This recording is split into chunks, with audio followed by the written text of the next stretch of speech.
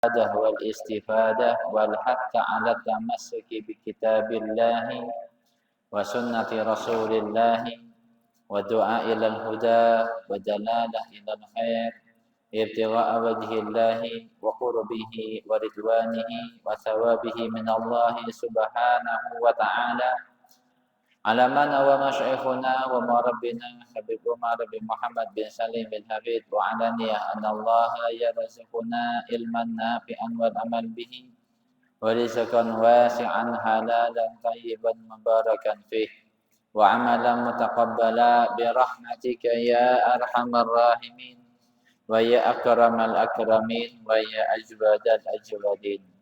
قال المصنف رحمه الله تعالى ونفعنا به بعلومه في الدارين آمين إلى أن قال hadratan muhtaramin wal muhtaramat, para alim ulama, para ustadz wa nasadidah, dan segenap para tokoh masyarakat beserta jajaran takmir Masjid Al-Ikhlas yang dirahmati Allah Subhanahu wa taala, beserta seluruh para jemaah Bapak Ibu semuanya yang dirahmati Allah Subhanahu wa taala yang berada di dalam masjid maupun di luar masjid. Semoga Allah Subhanahu wa taala di bulan suci Ramadan ini kita semuanya senantiasa di dalam keberkahan, rahmat, hidayah, inayahnya Allah Subhanahu wa taala, dan semoga kita semuanya mendapatkan apa yang menjadi kebaikan untuk kita semuanya di bulan suci yang penuh dengan berkah ini, yaitu di bulan suci Ramadan.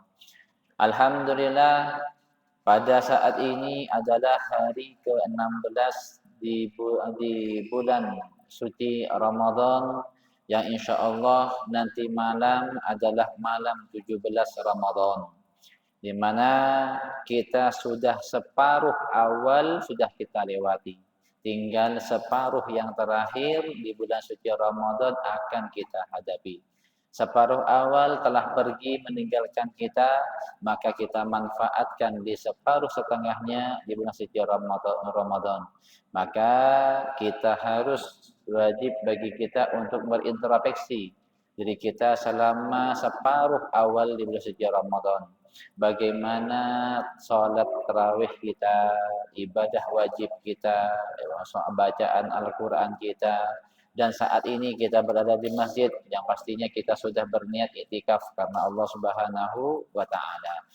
Dan pada malam 17 Ramadan adalah salah satu malam istimewa di bulan suci Ramadan. Ialah yang disebut dengan malam Nuzulul Quran.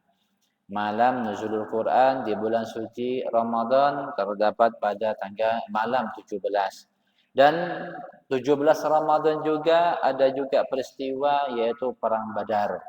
Yang sebenarnya insyaallah besok, insyaallah kemungkinan besok akan kita membacakan sedikit dari kisah singkatnya tentang kisah Perang Badar. Insyaallah besok akan kita tawasul juga untuk mereka para syuhada Perang Badar, di mana peristiwa ini Nuzulul Quran dan peristiwa Perang Badar adalah peristiwa yang sangat besar dalam sejarah Islam, di mana pasukan Nabi Muhammad sallallahu alaihi wasallam yang berjumlah 313 bisa mengalahkan pasukan musyrikin 3 kali lipat lebih banyak daripada pasukan muslim. Dan Allah berikan kemenangan dan juga Allah berikan kemenangan bagi pasukan Islam dan bagi pasukan baginda Nabi Muhammad sallallahu alaihi wasallam. Bapak, Ibu jemaah Masjid Al-Ikhlas yang dirahmati Allah Subhanahu wa taala, pada sore ini akan kita bacakan salah satu hadis Nabi Muhammad sallallahu alaihi wasallam yang disusun oleh guru kami, guru kita semuanya, Al-Habib Umar bin Muhammad bin Salim bin Hafid, yang di kitab Futuhul Falihin. Bismillahirrahmanirrahim. Al-Hadisul Awal. Hadis yang pertama dari kitab Futuhul Falihin. An Abi Hurairah Abdurrahman bin Sakhrin radhiyallahu anhu qala qala Rasulullah sallallahu alaihi wasallam, innallaha la yanzuru ila ajsamikum wala ila suwarikum walakin yanzuru ila qulubikum wa a'malikum, rawahu Muslim. Hadis ini diriwayatkan oleh Abi Hurairah. Abi Hurairah ini adalah salah satu sahabat yang di antara sahabat mendapati Nabi Muhammad sallallahu alaihi wasallam kurang lebih 4 tahunan sebelum Rasulullah wafat. Dan Abi Hurairah ini adalah salah satu sahabat yang dijuluki dengan Abi Hurairah, yaitu ayah kucing. Yang kalau kita dalam bahasa Indonesia ayah kucing. Kenapa demikian? Karena dikisahkan, ada beberapa kisah menyebutkan Abi Hurairah ini paling suka, senang dengan kucing, merawat kucing. Suatu hari dia ketika mengembala kambing, mengembala hewan ternak, mendapati anak kucing. Anak kucing. Lalu sama Abi Hurairah ditaruh di lengan bajunya tadi. Lalu anakku dibawa pulang. Ketika bawa pulang, lalu si anak kucing ini berbunyi kucing tadi, meong meong seperti itu. Lalu kedengaran sama teman-teman yang lain, diejeklah. Ayahnya kucing, Abu Hurairah. Nah, sebagian menyebutkan beliau ini mendapati anak kucing di tengah jalan, di pinggir jalan, lalu diselamatkan dan dia bawa ke kota Madinah tadi, dan bertemu Nabi Muhammad sallallahu alaihi wasallam dan menanyakan, "Ya Hurairah, kok suara apa ini?" "Suara kucingnya Rasulullah." Maka Rasulullah menyebut, "Nah, jadi kamu juga ayahnya kucing, Abu Hurairah." Maka di sini terkenal namanya beliau dengan nama Abu Hurairah. Dan namanya beliau adalah salah satu nama yang paling banyak perbedaan pendapat. Nah, disebutkan sebelum beliau masuk Islam, namanya beliau adalah Abdus Syamsin. Banyak penamanya beliau.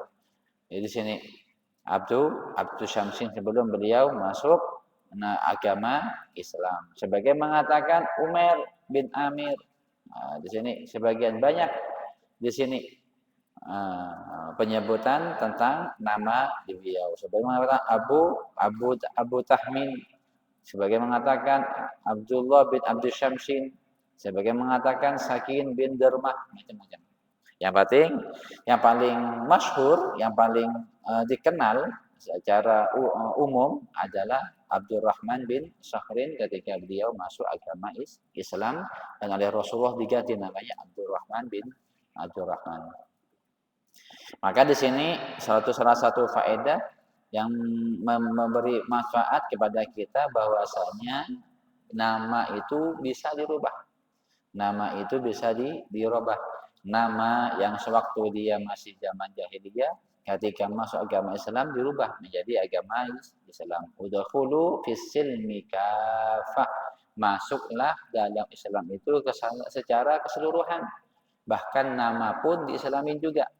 Yang paling miris sekarang, ayahnya Islam, ibunya Islam, kakek neneknya Islam, saudaranya Islam, hidup di kalangan Islam, malah anaknya dinamain bukan nama Islam, dinamai Johan, maaf sebelumnya, dinamai Joni. Nah, ini kan tidak sesuai, tidak ada di dalam agama Islam nama-nama tersebut, nama-nama asing.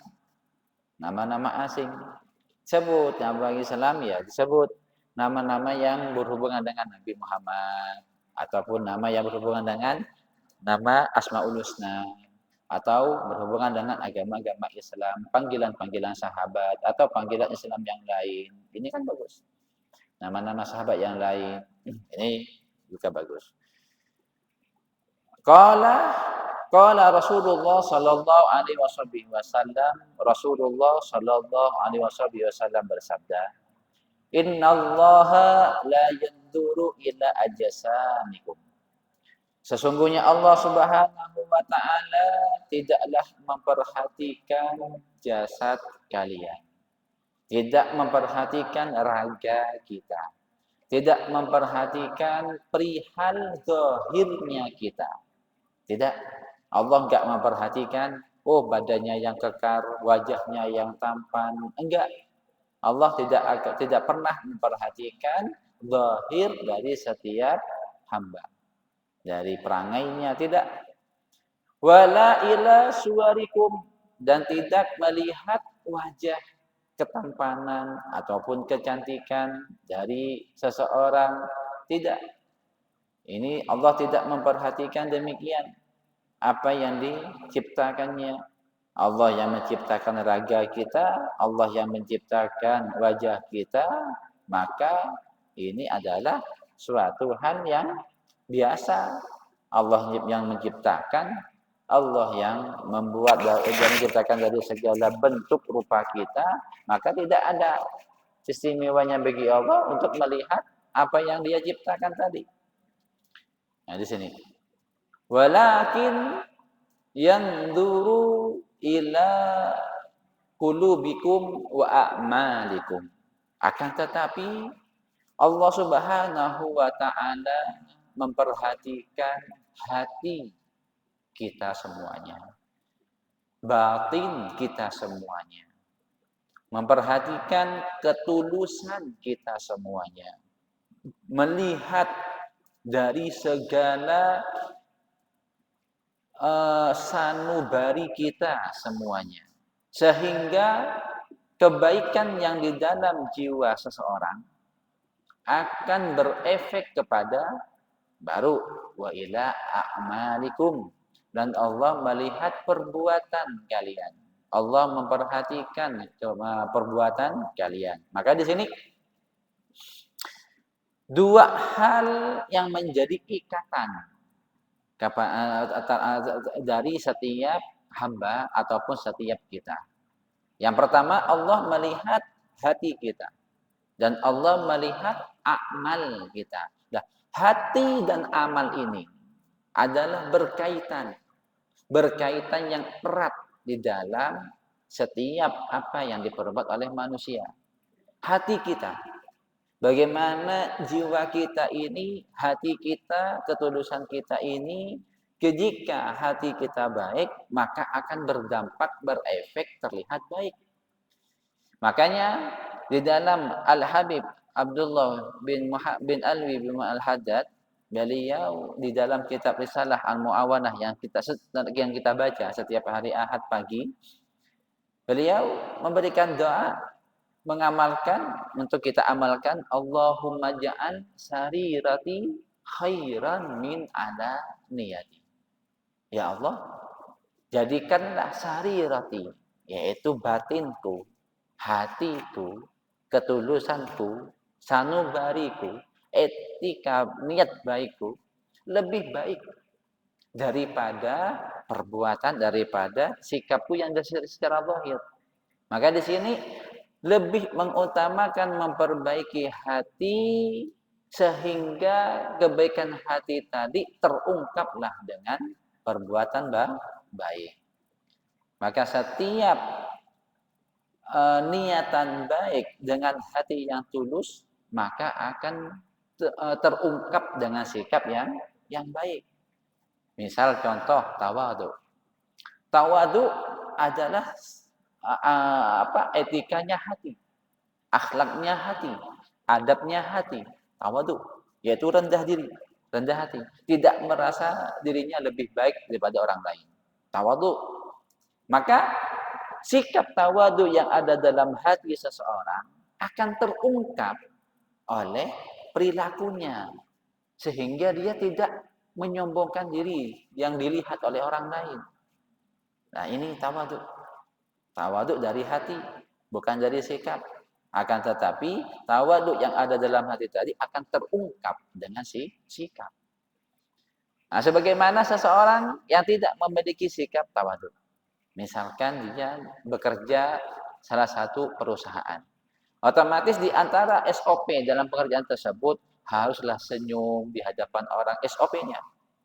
Haruslah senyum, haruslah bersikap ramah, haruslah memperhatikan siapa yang masuk. ke dalam kantornya, harus segera untuk melayaninya. Ini adalah SOP-nya.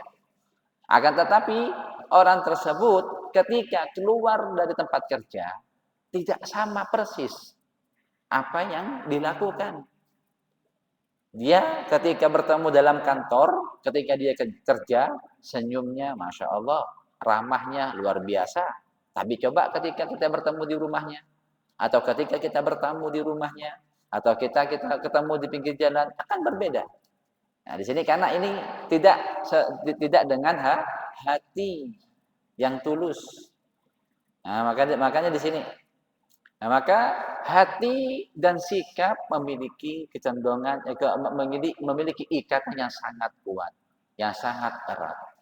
Maka di dalam ilmu tasawuf lebih mengajarkan kita tentang hati.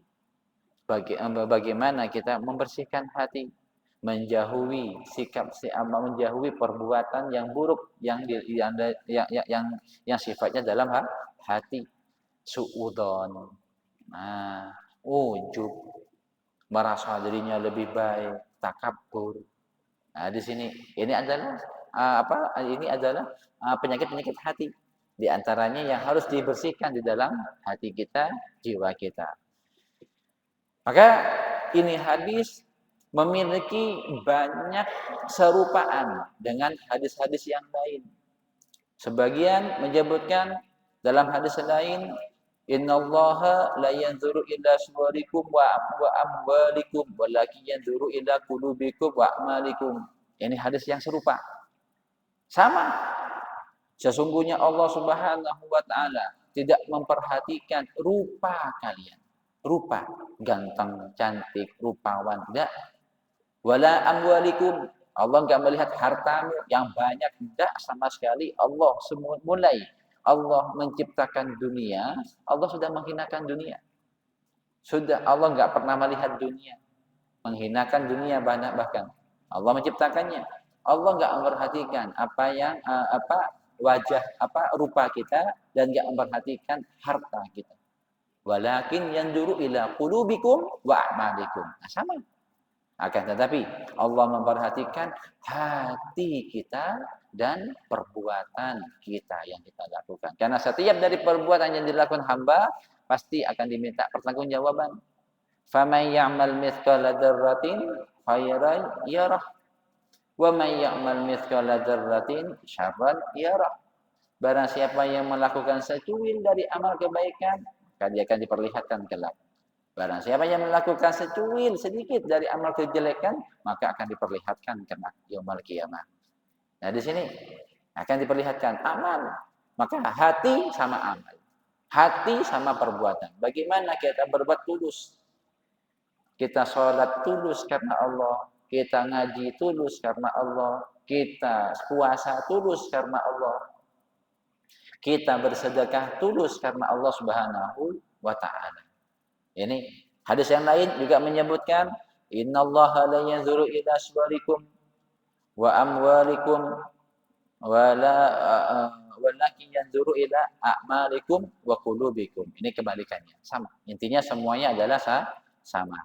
Yaitu Allah memperhatikan hati dan amal perbuatan yang kita lakukan.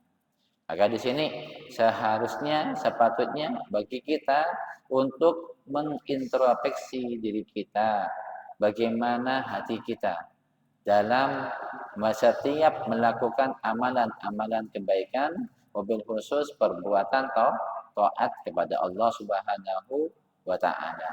Karena amalan dan hati dan amal yang kita lakukan ini adalah suatu hal yang akan kita lihat kelak yaumul qiyamah, yang akan diperhitungkan oleh Allah Subhanahu wa taala. Adapun jasad pasti akan fana. Kecil, besar, tua, pasti ini akan ada perubahan kalau jasad. Pasti akan hancur dimakan belatung. Ini maka Allah enggak melihat gantengnya, cantiknya, rupawannya, enggak. Karena rupa ini pasti akan berubah. Kita lihat, kita punya anak, bagaimana usianya masih bayi, masih mungil, ketika sudah mulai besar, sudah dewasa, hingga besar, dewasa, hingga tua lagi, udah keriput, udah selesai. maka bukan menjadi pandangan utama. Beda halnya orang yang lebih mengedepankan dunia. Orang ahli dunia, orang yang lebih mengutamakan dunia, pasti lebih mengedepankan. Kita lihat di sekarang yang kita ketahui ada namanya Miss Indonesia. Oh, Miss Nasional, Miss Internasional. Apa yang dibanggakan apa? Kecantikan dia pasti akan berubah. Ketampanan dia pasti akan berubah. Ototnya yang besar, kekernya badan pasti akan berubah. Dan pasti hanya dibuat makanan belatung yang disantap di dalam kubur. Terus apa yang dibanggakan? Rupa nggak bisa dibanggakan. Tubuh yang kekar yang bagus nggak bisa dibanggakan. Yang dibanggakan adalah bagaimana kita bisa memperindah hati kita dan memperindah amalan perbuatan kita yang tulus karena Allah Subhanahu wa taala. Ini yang menjadi perhatian utama dari Allah Subhanahu wa taala. Nah, maka disinilah dari hadis Nabi Muhammad sallallahu alaihi wasallam. Dan bahkan disebutkan di dalam hadis yang lain, Rasulullah sallallahu alaihi wasallam menceritakan tentang penciptaan manusia di dalam rahim ibunya. Yang dalam hadisnya disebutkan ala inna ahadakum yukhlaqu fi batni ummihi arba'ina yauman. Dan seterusnya hadis tersebut, dalam hadisnya tersebut mengatakan wa inna fil jasadi mudghatan idza salahat salahal jasadu kullu wa idza fasadat fasadal jasadu kullu ala wa hiya qalbu. Di dalam hadis tersebut Rasulullah menceritakan bagaimana penciptaan manusia. 40 hari mani, 40 hari darah, 40 hari daging, lalu 40 hari setelahnya lalu ditiupkanlah roh dalam 4 bulan. Begitu udah ditulis semuanya bikat rizqihi wa ajalihi sa'idun aw sa'iyun, ditulis rizkinya, ajalnya, orang yang beruntung atau tidak, semuanya Allah tentukan. Lalu di akhir hadisnya, ingat-ingat, sesungguhnya di dalam jasad kita mudghah, yaitu ada daging, ada darah daging sekepel. Nah, gini. Lah di sini, kalau ini baik, nah hati di sini banyak penjelasan bagi ulama. Ada beberapa perbedaan pendapat. Yang disebut di sini mudghah ini adalah mengatakan adalah jantung. Sebagian mengatakan adalah jantung, hati dan jantung. Sebagian menyebutkan adalah akal. Ini dua pendapat. Yang pertama adalah hati jantung. Yang kedua adalah akal. Kenapa? Karena akal inilah yang bisa membedakan baik dan buruk. Yang bisa menerima ilmu, yang bisa menerima kebaikan, yang bisa membedakan mana yang harus dilakukan, mana yang harus ditinggalkan, akal. Sedangkan hak jantung, ya karena hak kehidupan. Kehidupan tadi, bagaimana ketika seseorang itu salah, pasti detak jantungnya lebih kuat. Dari sini. Nah, kalau orang itu benar, maka detak jantungnya baik. Bahkan sekarang, di zaman sekarang, modern sekarang, bisa mengetahui dengan alat orang itu berbohong atau tidak. Dengan jantung, karena dengan hati tadi. Nah, di sini jantung. Ada dua pendapat. Nah, jikalau jantung hati ini ataupun akal ini benar, baik, maka baik pula seluruh amal perbuatannya. Sholahat jasadul kullu, baik seluruh tubuhnya. Apa jasad ini? Jasad adalah tubuh kita, organ tubuh kita yang kita gunakan. Otomatis ini adalah amal perbuatan jasad. Maka kalau baik hatinya, baik pemikirannya, maka baik pula apa yang dia kerjakan. Baik pula apa yang dia lakukan. Amal-amal sehari-harinya. Maka sesuai dengan hadis yang sebelumnya tadi. Innallaha, yang sesungguhnya Allah enggak melihat rupa kita, enggak melihat jasad kita, akan tetapi melihat hati dan perbuatan kita. Maka seirama penafsirannya dengan ini hadis. Nah, kalau hati kita baik, hati sama jantung ataupun otak kita baik, maka baik pula perilaku kita, amalan kita yang kita lakukan. Kenapa? Karena kita mencerna ilmu. Ilmu kita tahu dengan otak, paham, oh ini benar, ini salah. Bisa membedakan. Nah, bisa membedakan, ini baik, ini salah. Ini baik, ini enggak baik. Bisa membedakan, maka baik yang kita lakukan. Sebaliknya, wa idza fasadal jasadu kullu. Kalau ini rusak, nah, organ ini, mudghah ini, hati, jantung ini atau otak ini rusak, maka rusak pula seluruh amal perbuatannya. Amal perbuatan yang dia lakukan. Nah, ini maka di sini banyak di antara mereka kejadian-kejadian yang terjadi adalah rusaknya rusaknya pemikiran. Di mana pemikiran yang salah ini dianggap menjadi baik, dianggap menjadi hal yang baik, bagus. Nah, ini seperti yang difirmankan oleh Allah Subhanahu wa taala di dalam surat Al-Baqarah. Wa idza qila la tufsidu bi ardi qalu innama nahnu muslihun. Nah, dikatakan, jangan kamu buat kerusakan di atas muka bumi. Dijawab, enggak, kami enggak buat kerusakan, kami buat kebaikan. Ini pemikiran yang salah, pemikiran yang enggak benar. Maka di sini pentingnya kita belajar, pentingnya kita menuntut ilmu, menuntut ilmu. Maka di sini inilah hadis. Walakin yanzuru ila qulubikum wa a'malikum. Akan tetapi yang menjadi perhatian Allah Subhanahu wa taala adalah hati kita dan amalan perbuatan kita yang kita lakukan. Maka di sini dari hadis ini memberi manfaat, memberi faedah kepada kita bahwasanya kita harus lebih fokus untuk membersihkan hati kita sehingga bisa berefek kebaikan kepada perbuatan kita sehingga mempengaruhi kehidupan kita menjadi kehidupan yang baik dan penuh dengan keberkahan dan harapan rahmat dari Allah Subhanahu wa taala. Maka semoga Allah Subhanahu wa taala kita semuanya mendapat ilmu yang bermanfaat dan bisa memahami, dan Allah bersihkan hati kita, jiwa kita, dan Allah bersihkan dari segala kotoran, dari penyakit-penyakit hati, dari jauhkan dari segala hal. Dan semoga bulan suci Ramadan ini adalah bulan suci Ramadan yang membersihkan hati kita, dan Allah Subhanahu wa taala menuntun kita di dalam perbuatan yang baik, di dalam perbuatan yang penuh dengan ridha dari Allah Subhanahu wa taala, dan semoga senantiasa dalam bimbingan Allah Subhanahu wa taala.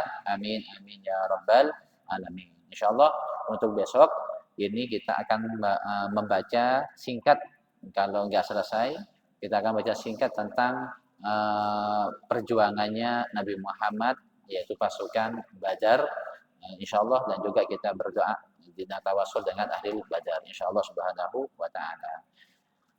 Asyhadu an la ilaha illallah nastaghfirullah نسألك رضاك والجنة ونعوذ بك من سخطك والنار أشهد أن لا إله إلا الله نستغفر الله نسألك رضاك والجنة ونعوذ بك من سخطك والنار أشهد أن لا إله إلا الله نستغفر الله نسألك رضاك والجنة ونعوذ بك من سخطك والنار اللهم إنك عفو كريم تحب العفو